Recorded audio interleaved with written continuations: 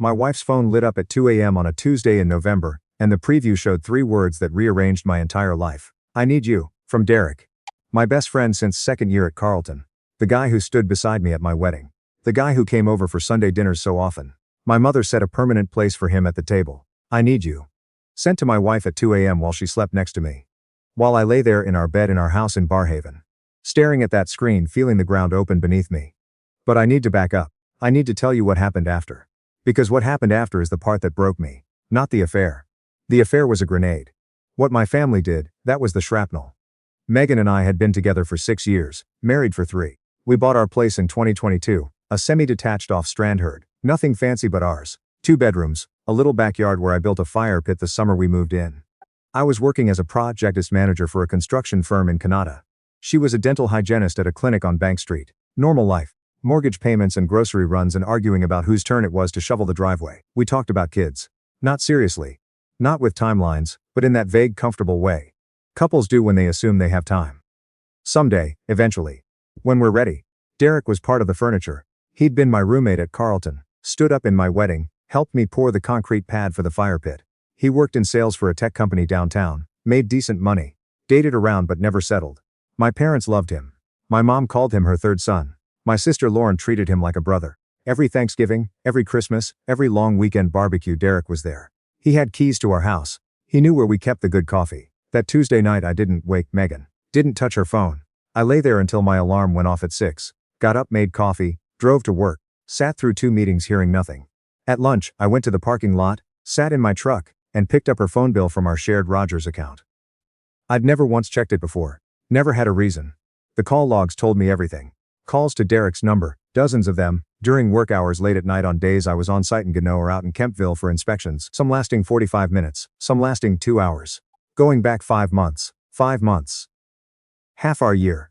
I didn't confront her that night either. I know that sounds insane. But I needed to be sure.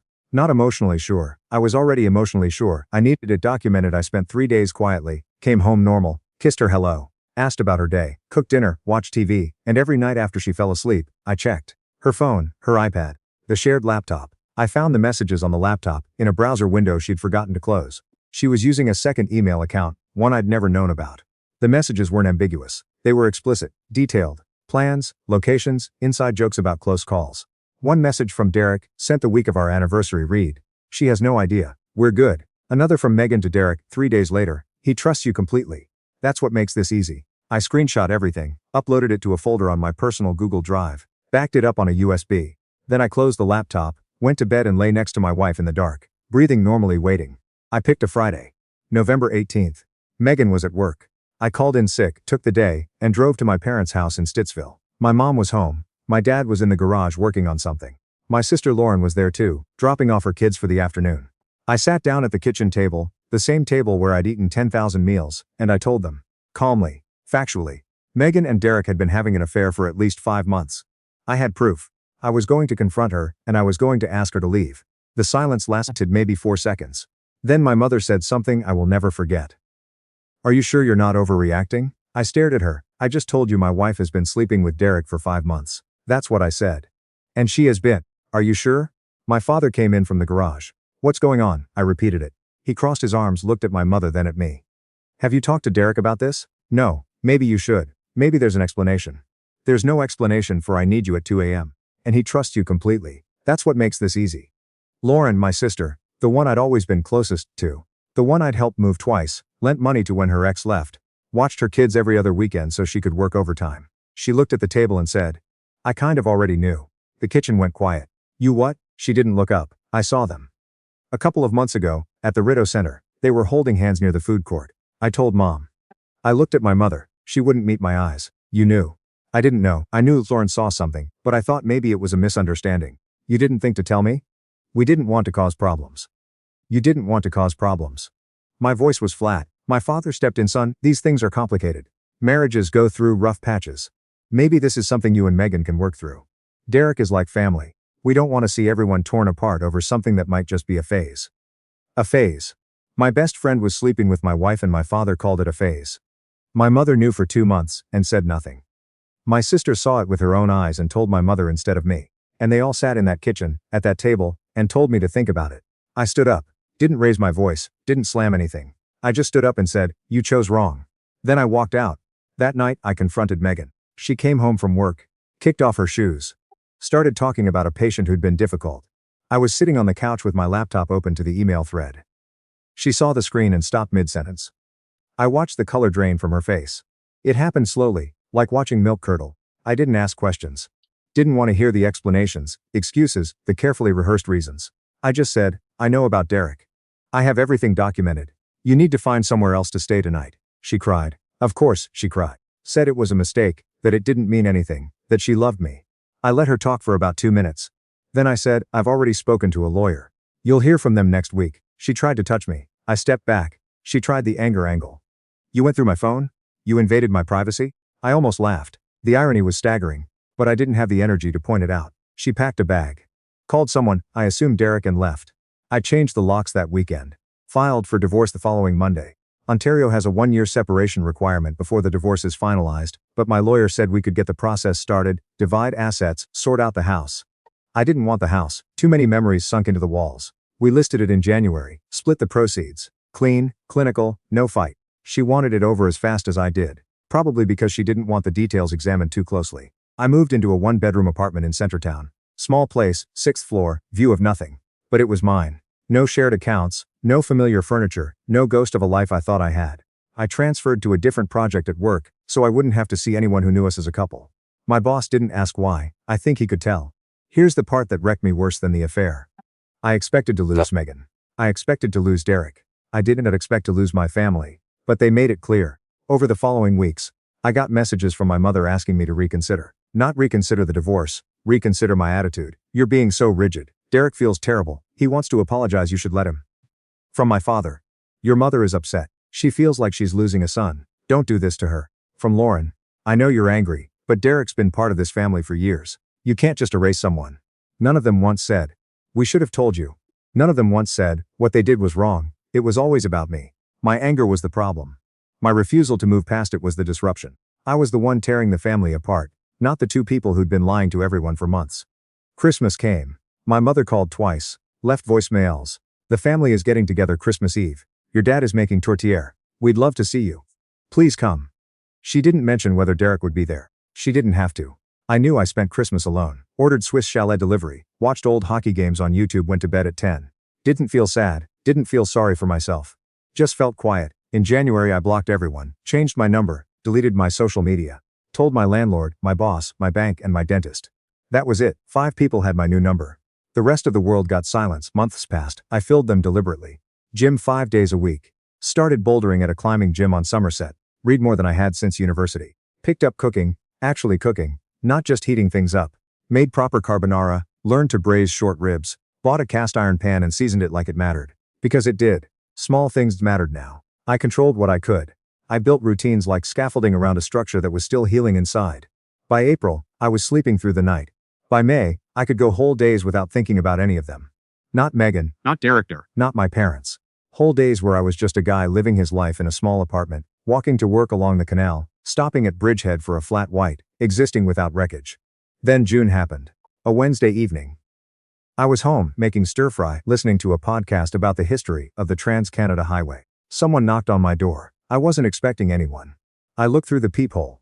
Megan, standing in the hallway, visibly pregnant. Very pregnant, maybe 7 months along. My hand stayed on the deadbolt. I didn't move, for 10 seconds. She knocked again. "Please, I know you're in there." I heard the podcast through the door.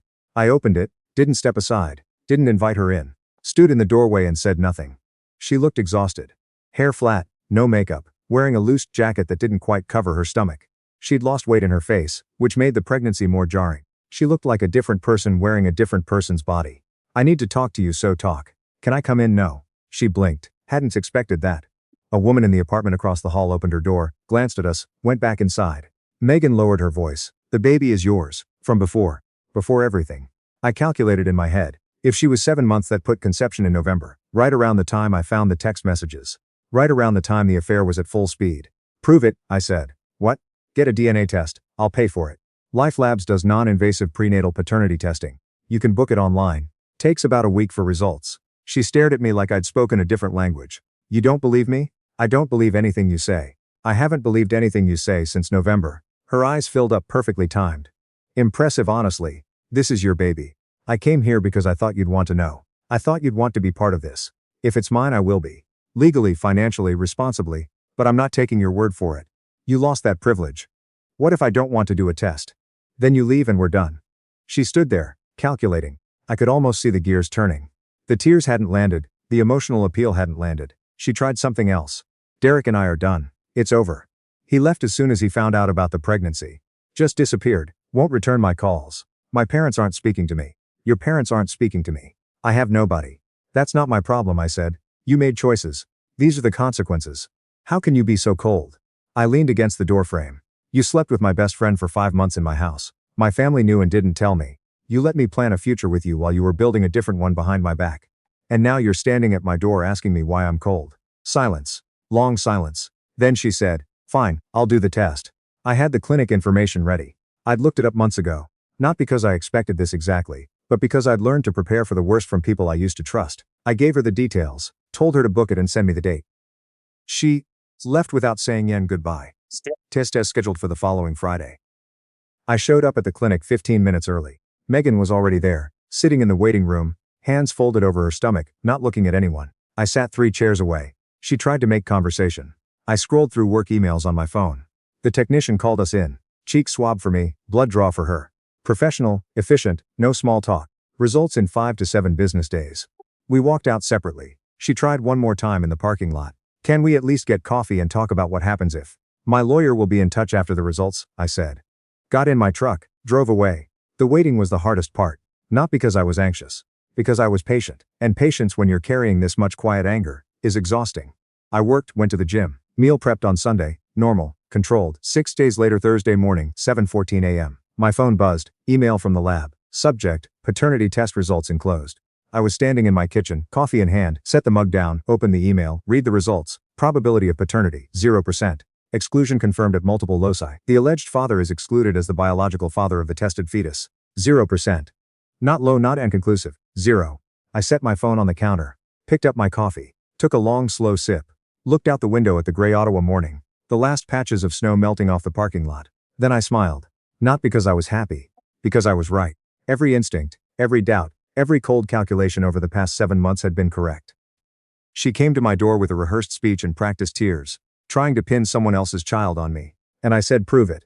And the proof said everything. I sat down at my laptop and opened a new document. I didn't write a letter. I didn't write an angry screed. I wrote a timeline. November 15 discovered affair between Megan and Derek, via phone records and email correspondence. November 18. Informed parents and sister Lauren. Learned Lauren had witnessed the affair months earlier and told our mother, who concealed it. November 18, evening. Confronted Megan. She left the home. November 21 filed for divorce. Retained counsel. Family Christmas. Did not. 10 family continued contact with Derek. January through June. No contact with any family member, Megan or Derek. June 14, Megan appeared at my apartment claiming pregnancy was mine. Requested DNA test. June 20, DNA test conducted via LifeLab's non-invasive prenatal paternity screening. June 26, results received. 0% probability of paternity. Alleged father excluded. Below the timeline I pasted 3 screenshots. The I need you text from Derek. The he trusts you completely email from Megan. And the DNA results. At the bottom, 1 paragraph. 7 months ago, my wife and my closest friend betrayed me. My family knew and chose silence. When the consequences arrived I was expected to absorb them. This document contains the facts. I will not be discussing them further. Do not contact me. I converted it to PDF, opened my email. Added addresses. My mother, my father Lauren, my brother Tyler, who'd stayed mostly silent through everything, but never once reached out to check on me. 3 cousins who'd sent me messages over the holidays, saying I was being dramatic, and 1 more. Derek's mother. The woman who used to invite me over for Thanksgiving when I was in university. Who told me I was the best thing that ever happened to her son. She deserved to know what her son had done. Subject line, for your records. I clicked send. The read receipts came in like a pulse monitor. 1, 3, 5, 9. I watched the numbers climb on my screen, each one a confirmation that the information had landed. That the comfortable fiction everyone had been living inside was cracking open. First response 11 minutes in, my mother. This can't be real, call me, please. Second response, 14 minutes. Lauren. What the hell? You sent this to everyone? Third, my father, son. This is not how we handle things in this family. I typed 1 reply. Sent it to all of them. There is no we. Closed my laptop. My phone started ringing. Mom decline. Dad decline. Lauren decline. Speaking up for the first time in 7 months, decline. Unknown number. I let it ring. Then a voicemail notification. I played it. It was Derek's mother. Her voice was shaking. I just read what you sent. I confronted my son. He admitted everything. I am so sorry. I had no idea. I don't know what to say. You deserved better than this. From all of us. I saved that voicemail. It was the only apology I'd received from anyone in 7 months that sounded like it meant something. My phone buzzed again. Text from an unknown number. I almost ignored it, but the area code was local. Opened it. It was from a woman named Rachel. Derek's ex-girlfriend from 3 years ago. The one who'd broken up with him suddenly, and nobody understood why. Her message read, I just heard what happened. I want you to know he did the same thing to me. He slept with my roommate while we were together. I found out and left. He told everyone I was crazy, and that I'd cheated on him. Your family believed him. Everyone believed him. I'm sorry I never said anything. I didn't think anyone would believe me either. I read that message 4 times. Then I replied, thank you for telling me, I believe you. That night I sat in my apartment in the dark. Not because I was depressed. Because I was thinking. My old phone, the one I'd stopped using, sat in a drawer. I pulled it out, charged it, turned it on. 134 missed calls. 97 text messages. 23 voicemails. I scrolled through the texts without reading them. Recognized the patterns. The ones from my mother were long, emotional, pleading. The ones from my father were short, authoritative, demanding. Lauren's were defensive. Tyler's were confused. Cousins were mixed, some supportive, most not. I found one message from a cousin I'd always liked. Patrick out in Kingston. His text read, just read the PDF. Holy shit, man. I had no idea. For what it's worth, I think you handled this the only way you could have. Take care of yourself. I saved that one too. Then I opened my work email. 3 weeks earlier, my company had posted an internal listing. Project lead position in Vancouver. Major infrastructure job, 18-month contract minimum, full relocation package. I'd looked at it once, thought about it for 5 seconds, closed it. Now I opened it again. Read the description. Read the salary. Read the relocation terms. Looked at the deadline. Applications closing July 1st. I wrote a cover letter that night. Submitted it the next morning. Got a call from the hiring manager that afternoon. She remembered my work on the Gatineau project. Interview scheduled for Monday. Offer letter by Wednesday. Start date. August 1st. I gave notice on my apartment. Told my landlord I'd be out by July 28th. He shook my hand, wished me luck. Didn't ask why. The last 2 weeks in Ottawa felt like packing up someone else's life. I sold the furniture I'd bought for the apartment. The couch, the bed frame, the bookshelf I'd assembled one Sunday afternoon while listening to the Sens game. Everything went on Facebook Marketplace or to the curb. I kept my clothes, my laptop, my cast iron pan and a box of documents. Everything fit in the back of my truck. My mother showed up on July 24th, 4 days before I was leaving. I was carrying boxes down to the truck when I saw her car pull into the lot. She got out looking like she hadn't slept in weeks. Thinner than I remembered. Older somehow, even though it had only been 7 months. She stood by her car and watched me load a box. Then she said, Tyler told me you're leaving. I kept loading. Where are you going? I didn't answer. Please. Just tell me where. It doesn't matter, I said. You're moving because of us. I'm moving because I got a better job. That's a coincidence. It's not a cause. She started crying. Not the performative kind. Real crying, the kind that makes your face ugly and you're breathing ragged. Can we please just sit down somewhere and talk? Tim Hortons, my kitchen, a park bench, anywhere. 5 minutes. I closed the tailgate, looked at her, really looked at her. This was my mother. The woman who taught me to skate on the Rideau Canal when I was 4. Who drove me to every hockey practice for 12 years. Who made butter tarts every Christmas, because she knew they were my favorite. And she was standing in a parking lot crying because her son was disappearing, and she couldn't stop it. I almost broke. Almost. Then I remembered her voice on the phone. In November, are you sure you're not overreacting? I remembered Lauren telling me she'd seen them and told Mom. I remembered my mother knowing for 2 months and choosing silence. Choosing comfort over truth, choosing to protect the peace instead of protecting me. 5 minutes, I said. She wiped her eyes. Nodded. We sat on a bench outside my building. The sun was going down behind the Queensway overpass. Traffic noise. Someone's dog. Barking in the distance. Normal sounds for an abnormal conversation. She talked first. She always talked first. I know we made mistakes. I know we should have told you. I know that now. But you have to understand we were scared. We didn't know what to do. Derek was like family. We thought maybe it would stop on its own. We thought maybe. Stop, I said. She did.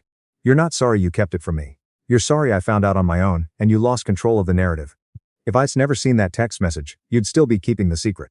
Derek would still be at Sunday dinner. And I'd still be married to a woman who was sleeping with someone else. That's not true. It is. And you know it. She shook her head but she couldn't look at me. What about Lauren? She feels terrible. Lauren saw my wife holding hands with another man, and her first instinct was to tell you, not me. That tells me everything I need to know about where I stand. And Dad? Dad told me. My wife's affair was a phase. I don't need relationship advice from a man who thinks infidelity is seasonal. She flinched at that. Probably too harsh. I didn't care. He's your father. He loves you. He loves the version of me that doesn't cause problems. That's not love. That's convenience. Silence, a long one. The dog stopped barking. She said, so this is it, you just leave? You just cut us all out and start over somewhere we can't find you? That's the plan. And there's nothing I can say? You could have said something 7 months ago, I told her. You had 7 months of chances. Every phone call, every voicemail, every text. Not one of them said we were wrong. Every single one said you're overreacting, you're being too harsh, you're tearing the family apart. Not once, not one time did any of you say we should have told you. We should have been on your side. We failed you. She opened her mouth. Closed it, opened it again. We failed you, she whispered. I know. That's the first honest thing you've said to me in 7 months. But it's too late. I stood up. She grabbed my sleeve. One more thing. Derek. He's been trying to reach you. He says the baby might not be his. He's demanding another test. He thinks Megan was seeing someone else too. I looked down at her hand on my sleeve. Doesn't matter. Not my problem. None of it's my problem anymore. I pulled my arm away, walked back inside. She sat on that bench for another 20 minutes, I know because I watched from the window. Then she got in her car and drove away. July 28th, moving day. I woke up at 5. Loaded the last box.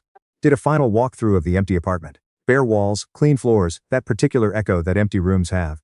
Like the space was already forgetting me. I dropped the keys in the super's mailbox.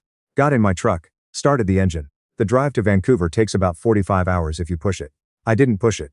I gave myself 5 days. Took the Trans-Canada through Sudbury, up past Sault Ste. Marie, across the top of Superior. Stopped in Thunder Bay the first night. Ate at a diner near the waterfront, watched the sun set over the lake, slept in a motel that smelled like pine cleaner and old carpet. Kept driving. Winnipeg, Regina, Calgary. Through the Rockies in the early morning, fog lifting off the valleys, the kind of scenery that makes you pull over and just stand there for a minute. Somewhere in northern Ontario, around White River, I pulled into a rest stop. It was raining. I sat in my truck with the engine off, listening to the rain hit the roof, and I cried. Not for Megan, not for Derek, not even for my parents. I cried because I was 32 years old, and driving across the country alone. With everything I owned in the back of a pickup truck. And this was somehow the best option available to me. I cried because I'd done everything right. Been a good husband, a good son, a good friend, and it didn't matter. I cried for about 10 minutes. Then I wiped my face, started the engine, and kept driving.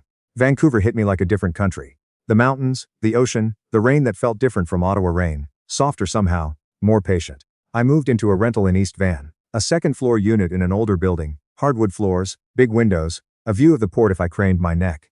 I hung my cast iron pan on the kitchen wall. Made coffee the first morning on a little Bialetti I'd bought at a thrift shop on Commercial Drive. Stood at the window and watched the container ships move through the inlet. The job was demanding. Big project, tight timelines, a team of 30 people who didn't know me and didn't care where I came from. I liked that. I liked being evaluated on what I produced, not on who I was connected to. My project director was a woman named Sandra, who'd been in the industry for 25 years, and had no patience for anything that wasn't results. She scared most of the junior staff. I respected her immediately. I found a rhythm: work, gym, cook, sleep. Weekends I explored the city, hiked the grouse grind alone in the rain, walked the seawall in Stanley Park. Found a tiny ramen shop in Gastown that became my Friday night ritual. Sat at the counter with a beer and a bowl of tonkatsu, and read whatever book I was working through. Nobody asked me about my ex-wife. Nobody asked about my family. Nobody asked why a guy from Ontario was eating alone on a Friday night. I was just another person in a city full of people starting over. 3 months in I met someone. Not dramatically. Not cinematically. I was at MEC returning a pair of hiking boots that didn't fit, and the woman behind the counter asked if I'd tried the North Shore trails yet. Her name was Claire. She had short dark hair and a small tattoo of a mountain on her wrist, and she talked about backcountry camping the way some people talk about religion. We got coffee that week. Then dinner the next. Then a hike up to Joffre Lakes on a Saturday. That turned into the best day I'd had in a year. I told her about my past on the 4th date. Gave her the broad strokes over pints at a brewery in Mount Pleasant. Wife cheated. Best friend. Family knew. Cut everyone off. Moved here. She listened without interrupting. When I finished she said, "That's brutal. You okay now?" I said yeah. She said, "Cool, want to split the nachos?" And that was it. No therapy, no deep dive. Just a woman who heard the worst thing that had happened to me and decided it didn't define me. 6 months into Vancouver, I got an email on my old account, the one I rarely checked anymore. It was from Lauren. She'd found the address somehow. Her message was long. I'll summarize. She'd broken up with her boyfriend, moved back in with our parents. Derek had been confirmed as the father of Megan's baby through his own paternity test. He was paying child support, through a court order. He'd lost his job and was living with his mother. Our parents were struggling. Dad had retired early. Mom was on medication for anxiety. The family was fractured, and nobody knew how to fix it. At the bottom of her email, Lauren wrote, "I know you probably won't read this, but I want you to know I'm sorry. Not just for not telling you, for all of it. For making you feel like you were the problem. You weren't the problem. You were the only one who told the truth, and we punished you for it. I don't expect you to come back. I just needed you to know that." I read it twice. Closed the email. Didn't respond, went to the gym. Made dinner, called Claire. We talked about a camping trip she was planning for the spring. Normal, easy, mine. Months later, Claire and I were lying in bed on a Sunday morning. Rain against the windows. Coffee getting cold on the nightstand. She asked, "Do you ever think about reaching out to them? Your family?" I thought about it. Genuinely. Not reflexively, not defensively. I thought about my mother on that bench outside my apartment. My father's voice asking me to sit down. Lauren's email sitting unanswered in my inbox. I thought about Thanksgiving dinners and skating on the canal, and butter tarts cooling on the counter. I thought about all the good years, before everything went wrong. Then I thought about my wife's phone lighting up at 2 a.m. About Lauren seeing them together, and calling our mother instead of me. About my parents sitting across a kitchen table, telling me I was overreacting. About Megan standing at my door, 7 months pregnant, trying to make someone else's consequences my responsibility. No, I said. I think about who I thought they were. But the people I thought they were wouldn't have done what they did. So there's nobody to reach out to. Just strangers who share my last name. Claire nodded, picked up her coffee, said, "This is cold. Want me to make more?" "Yeah," I said. "Yeah, I do." She got up. I heard her in the kitchen, running the tap, opening the cabinet where she knew I kept the good beans. Rain on the window. Container ships in the distance. The quiet hum of a life I built from nothing, with nobody's permission, on nobody's terms but my own. They wanted me to forgive and forget. I chose to remember and move on. The DNA test didn't just prove the baby wasn't mine. It proved that trusting my own judgment was the only loyalty that never let me down. And I have never once looked back. Thank you so much for watching until the end. If you enjoyed this story, please don't forget to like, share, and subscribe to the Family Vault. Have a great day.